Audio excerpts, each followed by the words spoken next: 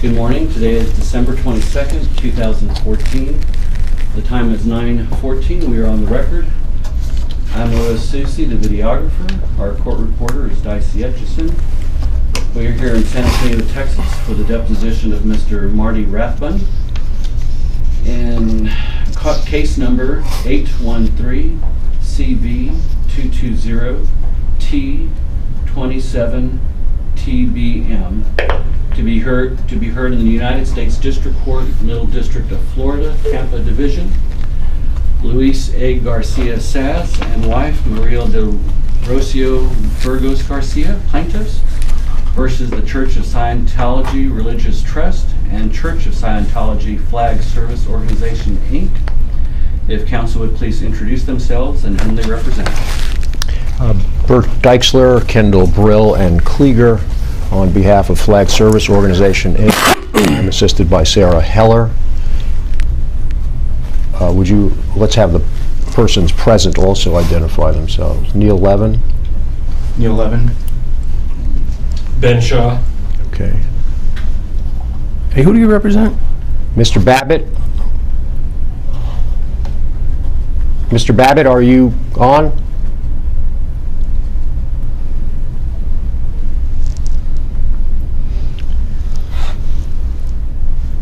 Mr. Babbitt? Well, I'm told that Ted Babbitt is representing the plaintiffs in the case. He was on the phone. I can't tell whether he's still on or not. We had no response. I think it's time, however, for us to proceed. Can we begin by swearing the witness? Would you raise your right hand, sir? Do you solemnly swear the testimony you're about to give will be the truth, the whole truth, and nothing but the truth? I do. Thank you. Good morning, Mr. Rathbun. Mr. Rathbun, do you understand your testimony today is under oath and subject to the penalty of perjury? Yes. How did you prepare for your testimony? First, I'm going to clear something up for the record. My name is Mark. Hello.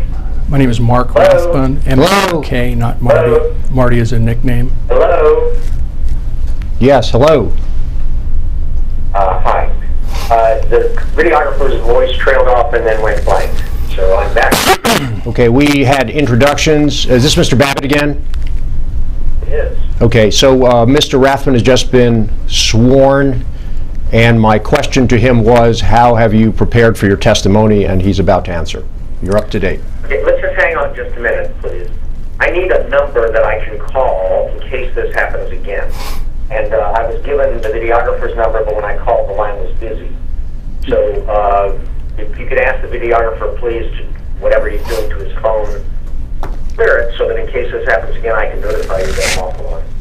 Mr. Babbitt, this is Louis, the videographer. I believe my phone should be working, sir, and I do have it available. Okay, I just called you when it went blank and it was busy.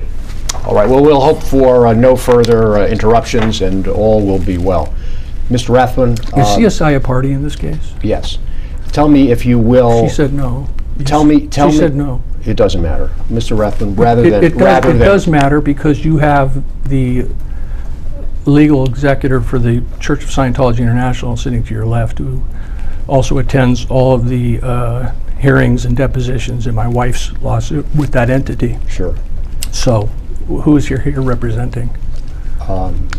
About whom are you speaking, Mr. Levin? Mr. Levin. Mr. Yeah. Levin is representing the ship, which is a party to the case. So let's So proceed. I can't hear you guys. I know you're talking to each other, but I'd appreciate it if you'd either move the mic or talk a little louder. He said that Neil Levin's representing the ship, though he's in the legal department for Church of Scientology International. And Mr. Schulman, is he here? No, he's not. Okay. Okay, so let's get going. The question was, how did you prepare for your testimony, Mr. Rathbun? I read my declaration. And which declaration did you read? My declaration in this lawsuit. Okay, did you read anything else? I read the declaration of Ken Weber. I think it's Ken Weber, whoever Mr. Weber was, who put a declaration for you all in this case. And I think I kind of skimmed over the Mike Ellis declaration. Did you do anything else to prepare for your testimony? No. Okay. Did you speak with anybody in order to prepare for your testimony? I spoke to Mr. Babbitt on Friday. I think it was Friday, Thursday, Friday. And what did you say to Mr. Babbitt and he to you? I said that, well, I asked him, you know, how the court would manage this deposition because of your client's history of abusing the litigation process, including your own, in an unethical and immoral fashion. How much would the judge keep this limited to the issues in this case? And he said that he made it pretty clear that it should be limited to the issues in this case. Yeah, what else did you discuss with Mr. Babbitt? I think that's about it. Okay, about how long did that conversation last? Probably about 15 minutes. Okay, you've told me everything that you can recall about the conversation you and Mr. Babbitt had on this past Friday, is that true? Pretty much, yeah. Okay, if you wanted to refresh your memory about anything else that was discussed by you and Mr. Babbitt on that occasion, to what, if anything, would you refer? I would ask Mr. Babbitt. You didn't make any notes of the conversation? No. Other than Mr. Babbitt, with whom have you spoken about the subject matter of your testimony? About the subject matter Yes, sir. of my testimony, nobody. Okay. Speak to Mr. Rinder about it? No. Okay. When is the last time you and Mr. Rinder discussed anything pertaining to this litigation? Probably about the time I did my declaration. Which declaration is that? The declaration in this case. There are two declarations in this case. Oh, I didn't realize that. Have you brought with you some documents, sir? Yeah, I brought the declaration somewhere. That's the Weber Declaration.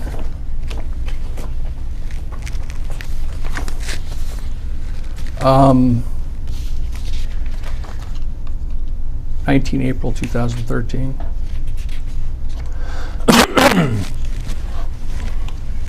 The declaration which you refer to as having reviewed and which you have now in front of you is dated April 2013? Mm-hmm. Yes? Mm-hmm. Let me, if I might, just take a look at it just to make sure we're on the same page. This is a document that appears to have been executed the 19th of April 2013 in Bulverde, Texas. Are we discussing the same document? Correct. Okay. And this was a document that you prepared, correct? Yes. Okay. Let me ask you, sir, do you agree with the notion that the fundamental precept of the Church of Scientology is that honesty is a critical element of an ethical life? Absolutely not. You don't agree with that? No. Do you ever represent that to anybody? Yeah, I did in a declaration. Okay. And for Scientology.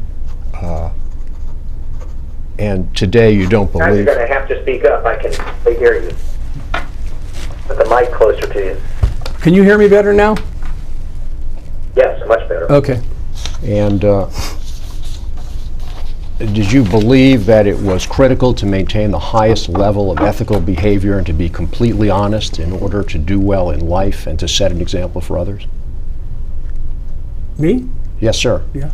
Okay. You still believe that to be true? Yeah. Did you believe that during the time you were a member of the Church of Scientology? Yeah. How are you presently employed? I buy and sell used material. I write. That's pretty much what I do now. You buy and sell used material. What kind of used material? The furniture. Anything else? Furniture's the main thing, but I go to auctions. I go to estate sales. I sell them. When I find a good bargain, I resell it. Anything else? No. Okay. And what about your writing? What kind of writing do you do? I've written 3 books on Scientology. Yeah. And from time to time, I do writing assignments with online writing assignment deals where they pay you by the assignment. I see. Are you employed by the media? No. Are you a freelancer for the media? No. Do you write articles about the Church of Scientology? I haven't in some time. You regard yourself as a critic of the Church of Scientology? No. Regard yourself as an enemy of the Church of Scientology? No. Regard yourself as an enemy of David Miscavige? No. Is that somebody you dislike? Not necessarily. Is that somebody you publicly criticized? I publicly disclose facts about him. You publicly criticize him, sir? I don't know if you want to call it criticism. That's your characterization. Have you likened him to famous criminals? Perhaps. You're not It sure? would be a good. It would be a good. It would be a good analogy. Mr. Miscavige was once your friend, correct? So I thought. And a good friend of yours, correct? So I thought. And a person who assisted you in your career. Is that also true? Not necessarily. No. Everything is about. There's no. David Miscavige doesn't assist anybody without a motivation, and so it's really a one-way flow. I actually helped him with his career. You helped him, but he didn't help you. Really? Yeah. Okay. But so you don't have any ill will toward him, correct? No. Okay. You never, for example, likened him to Adolf Hitler. True? Well, that's two different questions. Just your intonation makes it sound like it's two different things, and the answer to liken him to Adolf Hitler, absolutely yes, I have. But that doesn't connote hate or dislike. It just is what it is. Now, what does that mean, sir? You didn't understand what I said? Right. That's why I asked. Well, you probably got to read it back. I can't. I just said what I said. Okay. Pretty simple English. How about Joseph Stalin? Did you liken him to Joseph Stalin? Yeah. Yes. Did you liken him to Ayatollah Khomeini? Yes. And what do you mean by those comparisons of Mr. Miscavige? Oh. If it doesn't mean dislike. What it means is there's parallels in their behavior that are very direct.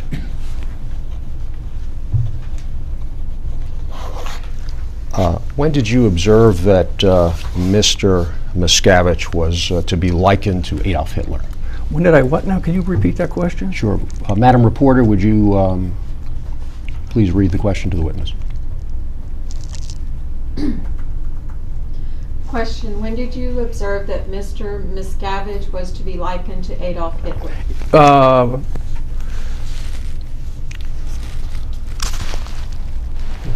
On and off between 1982 and 2004.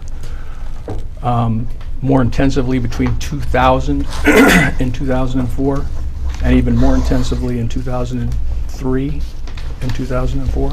Would it be fair to say that during many of the times that you were with the Church of Scientology that you enjoyed your position? I enjoyed my position? Yes, sir. I suppose so, yeah. And you believed yourself to be among the leaders of the Church of Scientology? Correct. And there came a time when you were subject to discipline by the Church of Scientology. Is that true? Incorrect. Never disciplined by the Church of Scientology? I don't know. Maybe not. Okay. Let me try to get a sense of when you were with the Church of Scientology, when you left, and the like. Could you tell me briefly when you became a member of the Church of Scientology? It was probably in September 1977. Okay. And when did you cease being a member of the Church of Scientology? Second week of December 2004, I would say. Okay. And during this period from 1977 to 2004, tell us, if you will, briefly what positions you held.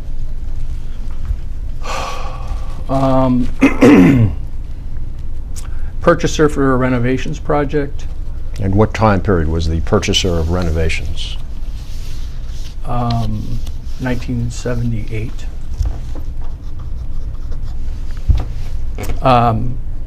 I worked in L. Ron Hubbard external communication after that from 79 to 81. And tell me what your responsibilities were when you were working for L. Ron Hubbard external communications, sir. Responsibilities were to handle the communications to and from Hubbard's secret locations in such a fashion that he couldn't be tracked by process servers or the FBI or the media, or actually even any Scientologists, anybody. Did you ever speak to Mr. Hubbard? No. Did you ever receive a writing from Mr. Hubbard? I wasn't done with my answer, but so, I mean... Did you ever receive a writing from Mr. Hubbard? What was that, Ted? Let him finish his answer, please. I thought he had. He said he didn't. I didn't. And that then morphed into doing the same thing for the Commodore's Messenger org and its watchdog committee, which ostensibly took over management functions, or was attempting to take over management functions for L. Ron Hubbard, and to distance him from the unlawful activities of the Guardian's office and his wife. Have you completed your answer? Yes. Okay. Did you ever, you never spoke to Mr. Hubbard, is that correct? That is correct. You never spoke to him in person, on the phone, or in any other fashion, is that true? That's correct. Did you ever receive a writing from Mr. Hubbard directed to you, sir? Yes. Okay. On how many occasions? I think twice. Okay. What was the first time that Mr. Hubbard wrote something directed to you? It was in 1978, late in, I think December or November, maybe even October. And he was instructing me to check out a particular type of paint to be used on the initial wave of renovations on what has now become the international headquarters of Scientology in Hemet, California. Any other topic covered by the communication in writing from Mr. Hubbard to you other than the type of paint?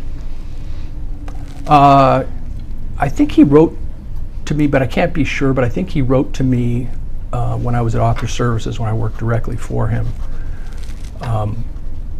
in the early 80s, welcoming me to post at Author Services. Okay. So 1978 you had a communication with him in writing that you've described, and in 1980 you had a communication with him, you believe, welcoming you to your post at Author Services. Is that right? Correct. Other than those two written communications, have you ever communicated with Mr. Hubbard in writing or orally? No. Oh, I have not communicated. He hasn't communicated to me. I participated in many communications that went to him. You transmitted communications to him? I participated in many communications that were transmitted to him. And how did you participate, sir? Provided information, wrote parts of them. Okay, we were going through your tenure at the Church of Scientology. You were up to about 1978.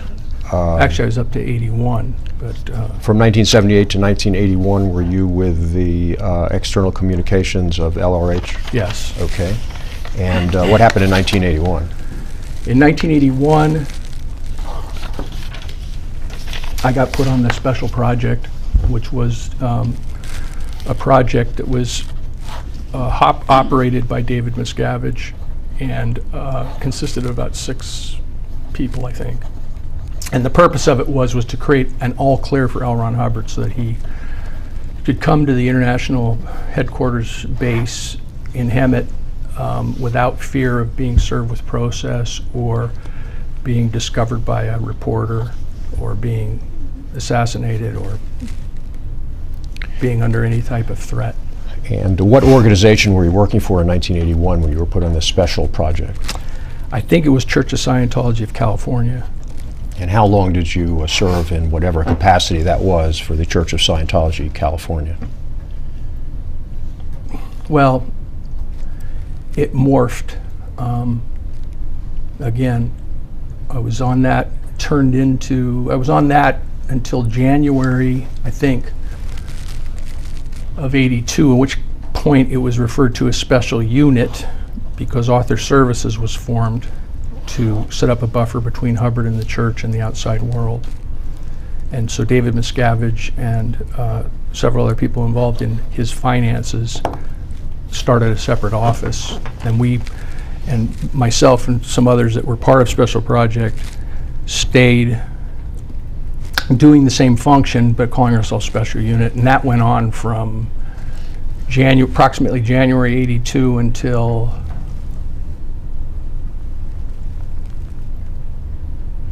May of 84. Okay. And so from January 82 till May of 84, you worked on what you described as the special project pertaining to the all clear for Mr. Hubbard. Is that correct? Yeah, but we called it Special Unit from January forward.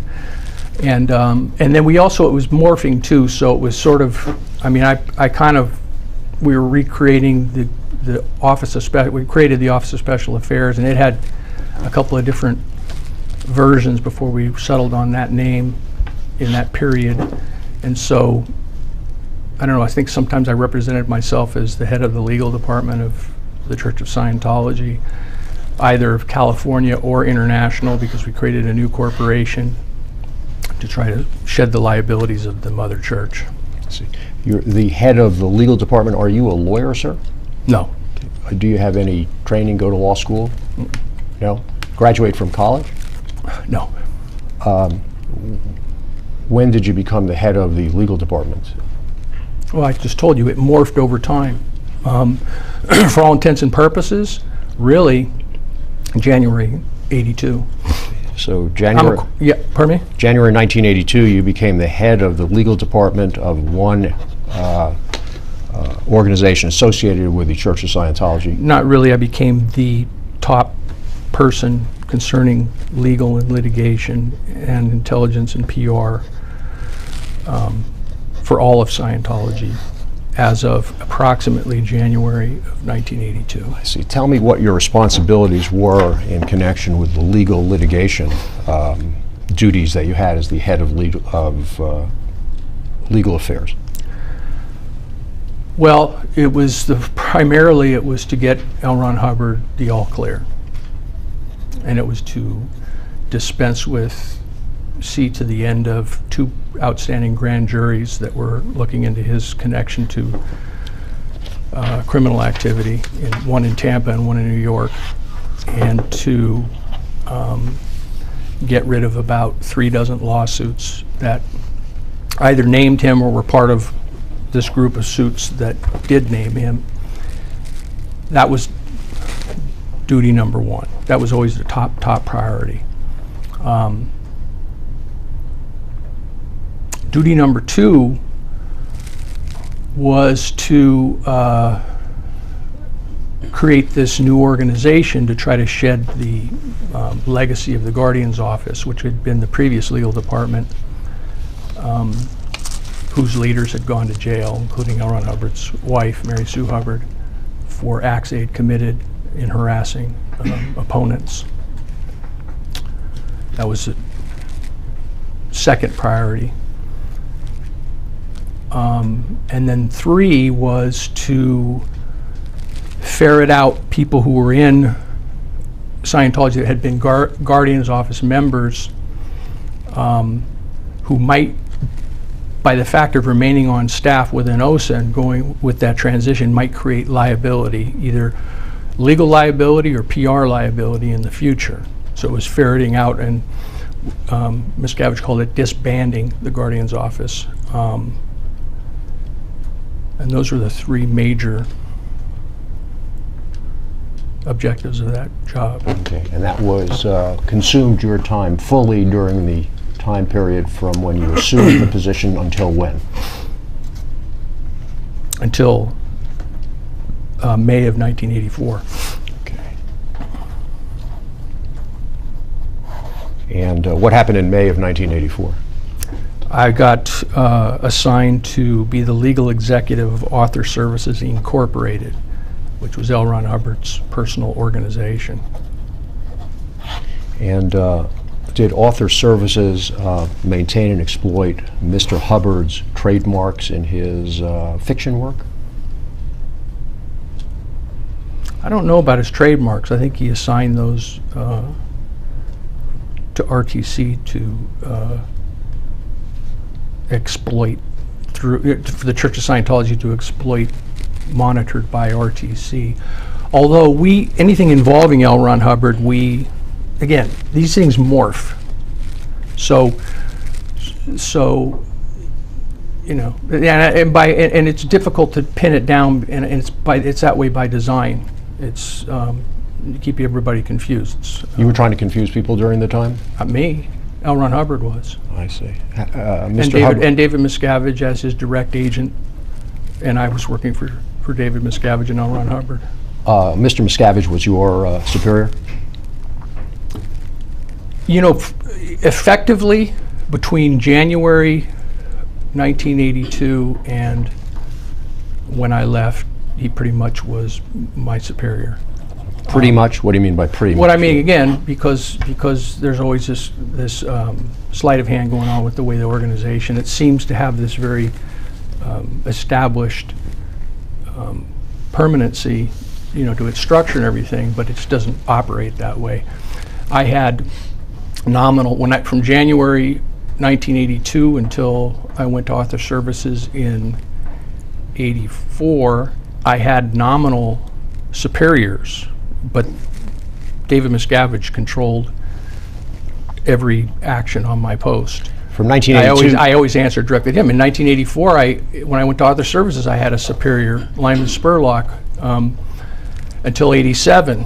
That period, I was there from May 84 until March of 87. But Lyman Spurlock never directed me or was responsible for my action. David Miscavige directly dealt with me. Sure. So from 82 to 84, who were your nominal superiors? Oh, God. Larry Brennan was for a while. Becky Hay was for a while, Hay.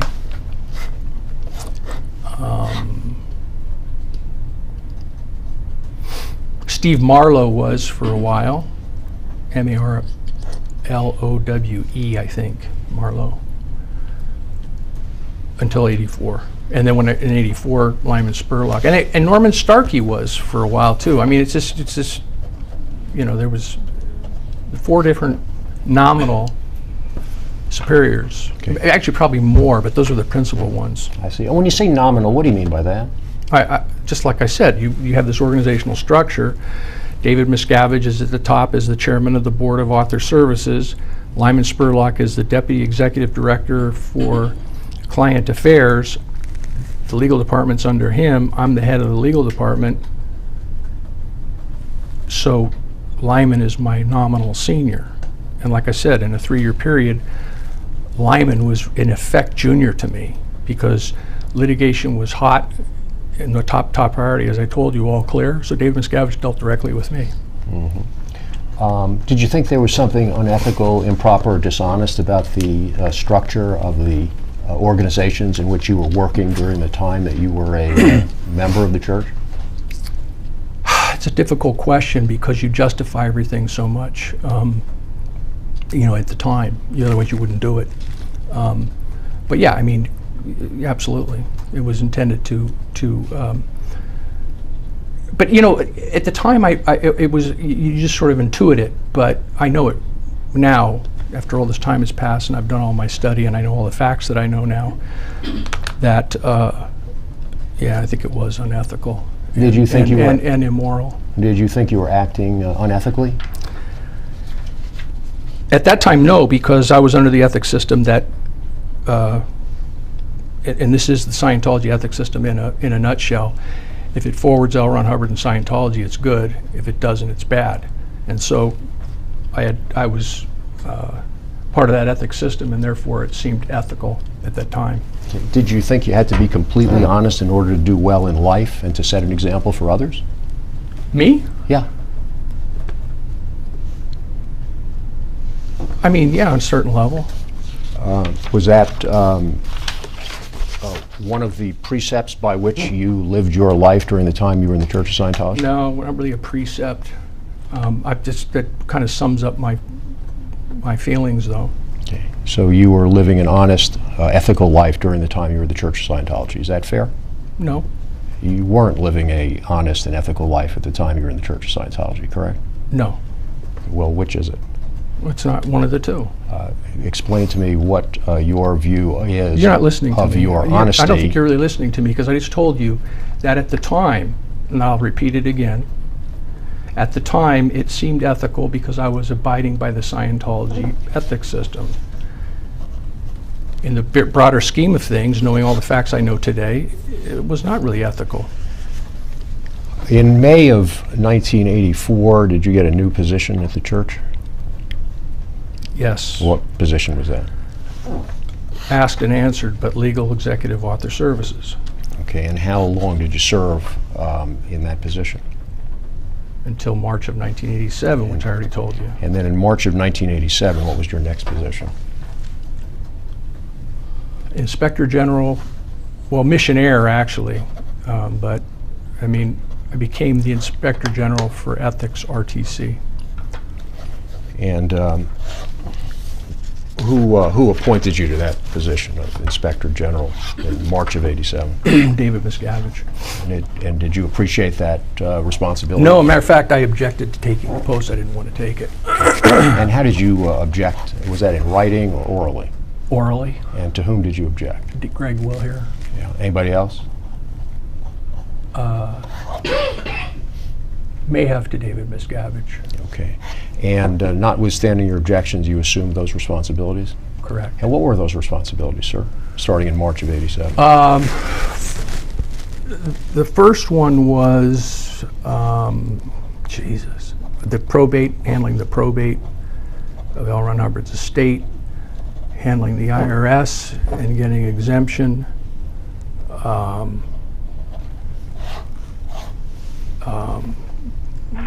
manning up the Office of Special Affairs Network, which handles all their legal intelligence and public relations,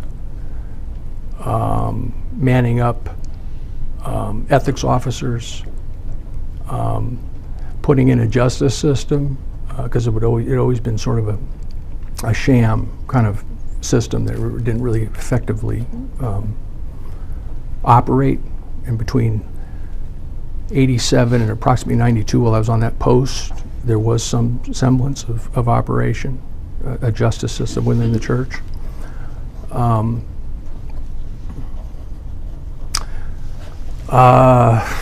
Surveilling Pat Broker, keeping an eye on him. That was part of the probate and the IRS concern. I did specific direct intelligence things for David Miscavige during that era that he thought were a particular threat to himself and the church. Okay.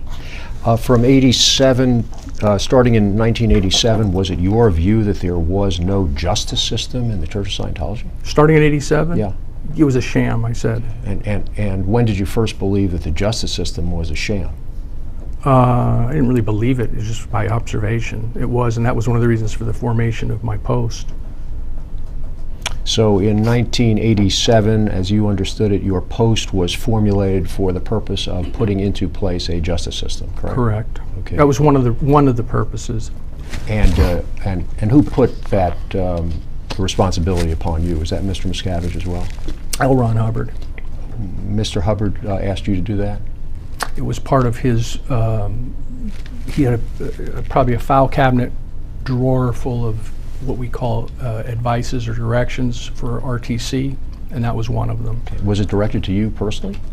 It was directed to RTC. Okay. Not to you personally, correct? No. Okay. So And what we did was when we organized the place, we broke it into administration, ethics, and technology, which were the three sort of bodies of, you could assign all of the different things that Hubbard said RTC should do to those three things, and so that fit under the ethics one. So no, David Miscavige didn't particularly assign me to it. L. Ron Hubbard did. Okay. That was the whole basis of the organization. That So L. Ron, I try to follow this with clarity. L. Ron Hubbard, who never spoke with you and only wrote to you on 2 occasions, nevertheless gave you an assignment? Is that, am I correctly You're just playing understanding? word games right now. I said what I said. You're just playing word games. How did Mr. Hubbard, who, as I understand from your testimony, was deceased, make an assignment to you? Ted, do I have to tell him again? I already explained this.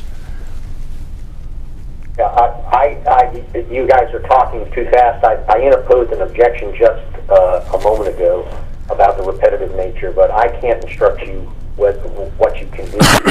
Okay. Answer the question, please.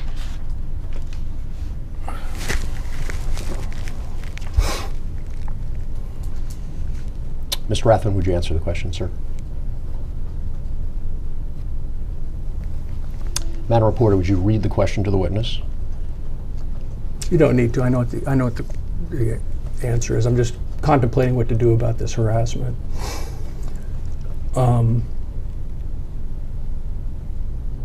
I'll humor you for a little longer. L. Ron Hubbard wrote a file cabinet drawer, approximately, full of written communications as to what RTC was to do.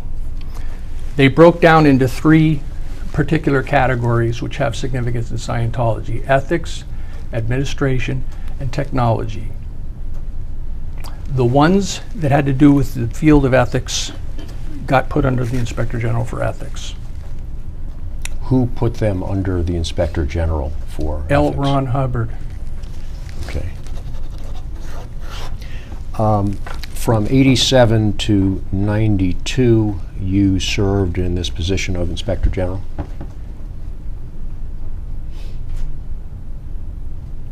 '93, Inspector General for Ethics. There was 4 Inspector Generals. David Miscavige was the chairman of the board,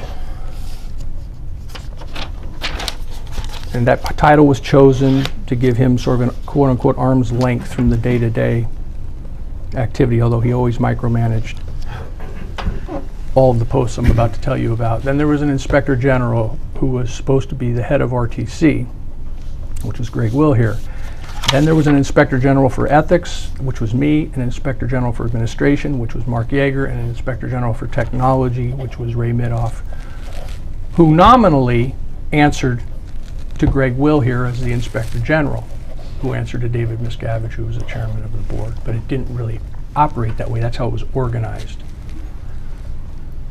In what happened in 1993 that brought to an end your role as the Inspector General of Ethics? Well, it actually began, these things morph, and it actually began in 1990 when David Miscavige took Greg Will here off post because he embarrassed him with Tom Cruise, which was the greatest offense that you could possibly commit in David Miscavige's eyes. He put his head on a pike, which is a Scientology vernacular for blaming something on somebody publicly and making a big show of it. And he put Greg Will here's head on a pike. And so that whole generation of that system really began in 1990. And I think he took Yeager off in 91-ish. And so by the time 91, 92 rolled around, the thing had sort of been torpedoed by David Miscavige, the whole structure. And so by that time, he was into this constant, we got to reorganize. And we had one organization for 3 years, and he was in a constant reorganization. And so it was difficult to say who was on what post. Did you leave the church in 1993? Yes. When was that? 1993. When in 1993, sir? In Asked and answered objection. October or November, And how long were you gone? 9 days. And your reason for leaving? I have the letter. The reason for leaving was a recognition that David Miscavige was a complete narcissistic, psychotic personality that had absolute control, and that Scientology really, for him, was all about him, really, and that there was really nothing within my power I could do based on the way the whole system was set up to really change that. And so you left for 9 days in October and November of '93, but you came back? Yeah, as a matter of fact, my wife and Greg Will here, the Inspector General I referred to, were sent to my father's bed. He was dying of cancer in Southern California, and they went directly there and just basically held a vigil at his bed so that to win him over, to get me to talk to her and him, to Greg and Ann, who was my former wife. And they kept begging me to come back. So every time I called in, one of the reasons I left too was because I did want to spend some time with my father before he passed away, because he was chronic. And so Miscavige effectively handled that by just setting up a vigil at his bed. But I was going back east to see an old friend and to get some distance from them and to get my head clear. And I was riding my motorcycle. And ironically, what wasn't but 4 or 5 blocks from here, I stayed at the Days Inn just down the street on Houston Street here in San Antonio. And I called in home, and Greg Will here picked up the phone and spoke to me for probably 2 hours, begging me to talk to David Miscavige, who he said was distraught, crying, beside himself in shame for the way he had acted, and begged me to speak to him because he was really worried about Dave. And really, out of sympathy and compassion, I took the phone call. Okay, so let me just understand this. You had formed the opinion as of the time you picked up the phone that Mr. Miscavige was psychotic, correct? Pardon me? As of the time you picked up the phone to have a phone call with Mr. Miscavige that you're about to relate, you had formed the judgment that he was psychotic, right? I left because he was acting in a psychotic, narcissistic fashion. And that was your view of Mr. Miscavige at the time, correct? 6 days earlier. And I had rode down my motorcycle in sub-50-degree weather all the way across the country from Los Angeles to here over 6 days. Yeah, 6 days earlier. That was one of the reasons why I was leaving. Okay. And you still hold that view of him? He's psychotic, narcissistic, Hitlerian? No, you don't? I don't still, no. You've changed your view of him? It changes and evolves all the time. I see. What's Yeah. your current view of Mr. Miscavige then? Well, let's go back to '93.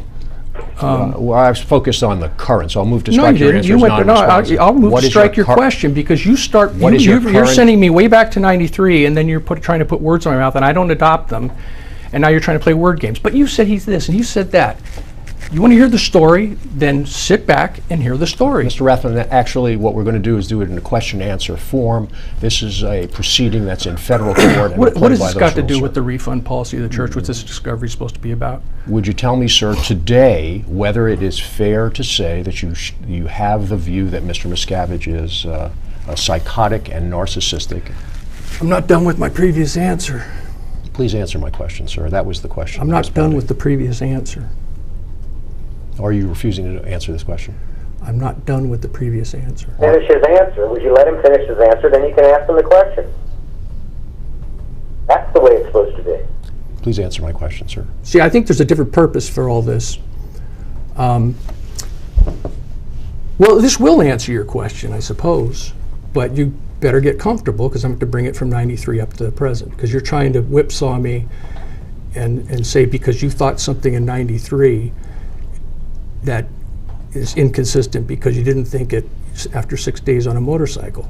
After 6 days on a motorcycle and having been under the influence of Scientology, which that entire time you're trained to always look to yourself. What's wrong with you?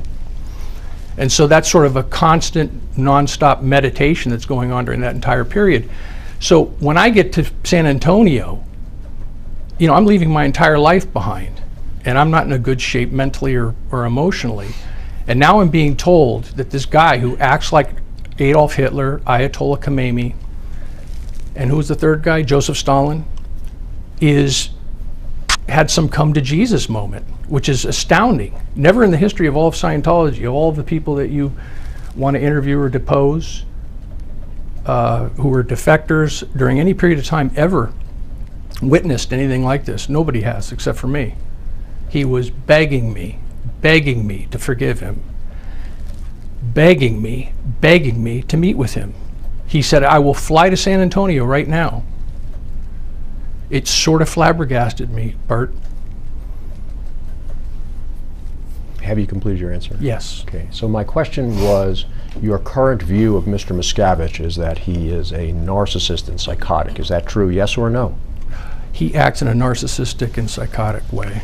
Let me For sure. I mean, spending $50 million to try to destroy me and my family, I think that's pretty psychotic.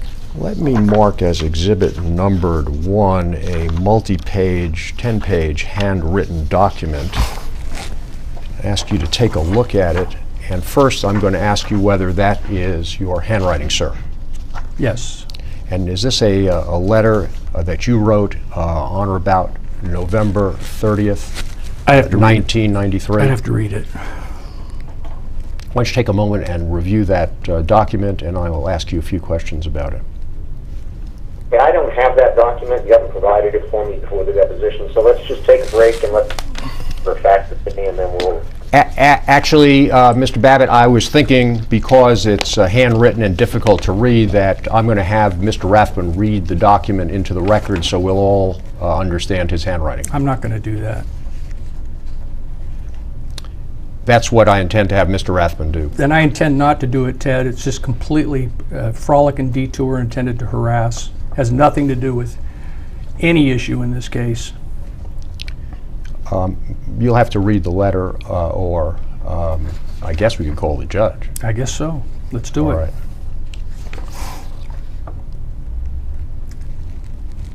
Well, I'd like to see a copy of the letter. Would that be Yeah. possible, Mr. Reporter?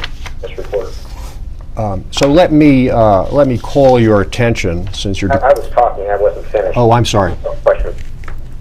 You know, I'm not quite sure how you can see a copy of the letter. I don't know whether documents have been produced. We have these magic machines. They're called scanners. They can get an emailed, or we can fax them. It's a modern, convenience that we have, and I think that can be done. Yeah, and at an appropriate time, we'll, I guess, if it hasn't been produced, and I have no opinion one way or the other, I guess it can be produced. Mr. Rathbun, in the... Fax me during a break. That's what we're going to do. Yeah, we'll send it to you. I guess if it hasn't been produced, I'll inquire here as to whether it can be done. Mr. Rathbun, in this letter you wrote, am I correct that... I'm trying to read it. You told me to read it. Mr. Rathbun, Ms. Reporter, I'm suspending this deposition under the rules long enough to obtain a copy of that. Would we please take a break, get me a copy of it, and then we'll start again. Well, I don't know that you're empowered to suspend the deposition, which is to proceed as though we I were... am. I'm entitled to suspend the deposition and ask for a court hearing. Okay, why don't we do The easiest that? thing to do would be to just fax me a copy or email me a copy of that document. Yeah. It take 5 minutes to do that. I'm happy to do that if it hasn't been produced. As I said before, I'm not sure whether it has been produced or not. Well, we don't have to argue about it. It's not been produced. You would never produce something like this. Mr. Rathbun, are you familiar with the documents that have been produced in this case? I said would. It's a subjunctive. Scientology would never produce a document like this. Let's take a short break. I will produce this document to you. I intend to inquire about it, and if Mr. Rathbun refuses to answer my questions pertaining to it, we will suspend the deposition. I'm He's waiting right, for and you we'll to. call I'm the waiting for district you to judge. give a copy of the document to counsel for the other side, who called me as a witness, who said he's suspending the deposition until he gets it. And then you'll answer questions about it. Correct? Perhaps. Okay. Or we'll take a couple of minutes to try to get this document to you, Mr. Babbitt. And what is the number that we should use to try to send it to you? 561 684. Well, you can probably scan it and send it to me by email. Please don't take the document. It's a court exhibit. Put the document down, Mr. You want me to read the Rathbun. document? I want you to sit here with the court document. Don't take a document out of the room. This is a court exhibit. You said you Please. produced it. Put the document down, sir. It is an exhibit in a district court proceeding. Do not leave the room. If you want to read it here. Okay. Are we taking a break? We're going to take a break. So you want us to try to scan it and send it to you as a PDF? Is that your preference, or fax it? Yeah, that's probably the easiest thing, but I can give you a fax number. Why don't you, I'll see what is possible to do here. Why don't you give me the number and your email address? 561 Yeah. 684 6308. I'm sorry, 6308? Correct. Okay. 561 684 6308. My email address is Ted, T-E-D, Babbitt, B-A-B-B-I-T-T, @Babbitt-Johnson.com. Okay, let's see which of those two ways we can get it to you, and we'll take 5 minutes off the record. The record should reflect that Mr. Rathbun has completely walked out of the room after throwing Exhibit 1 on the table. off the record for a couple of minutes. Time is 10:04. Actually, on the 50. Keep it up.